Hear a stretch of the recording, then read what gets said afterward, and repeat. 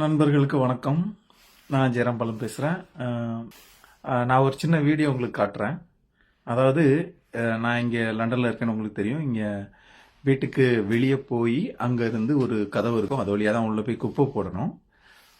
இன்னைக்கு அந்த குப்பை போடுற டோரை சரி பண்ணிட்டு இருந்தாங்க.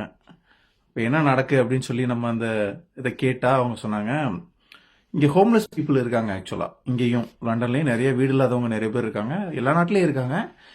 இங்கே அவங்க என்ன பண்ணுவாங்கன்னா, இந்த கார் பார்க்கிங்க்கு வெளியே படுத்திருப்பாங்க.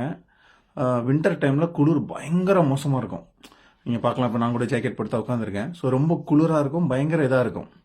ஸோ அவங்களால குளிர் தாங்க முடியாமல் அவங்க என்ன பண்ணியிருக்காங்க, அந்த பின் ஸ்டோரேஜ் இருக்கிற ஏரியாவோட லாக்கை உடச்சிட்டு உள்ளே போய் படுத்திருக்காங்க. குப்பை போடுற இடத்துல படுத்திருக்காங்க.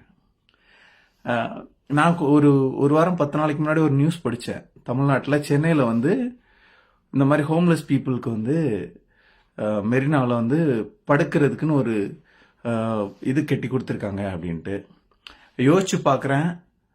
நம்ம ஊரில் நம்ம அரசு எவ்வளோ இன்க்ளூசிவ் சிஸ்டமாக எல்லாருக்கும் திட்டங்கள் யோசிக்கிறாங்கன்னு பார்க்கும்போது உண்மையிலே மகிழ்ச்சியாக இருக்குது. நானுமே இந்த திராவிட திட்டங்கள், நிறையா திராவிட கட்சிகள் போட்ட திட்டங்களில் வளர்ந்து வந்த ஒருத்தன் தான். திருநெல்வேலியிலேருந்து லண்டன் வரைக்கும் வந்திருக்கேன். இந்த மாதிரியான திட்டங்கள்லாம் பார்க்கும்போது உண்மையிலேயே பெருமையாக இருக்குது. இந்த மாதிரி திட்டங்கள் போடுற அரசை மனசார வாழ்த்தணும்னு தோணுச்சு. அந்த அரசுக்கு, இப்படி திங்க் பண்ணுற இந்த அரசுக்கு நான் மனதார நன்றி சொல்லிக்கிறேன். Stalin sir, keep up this good work sir.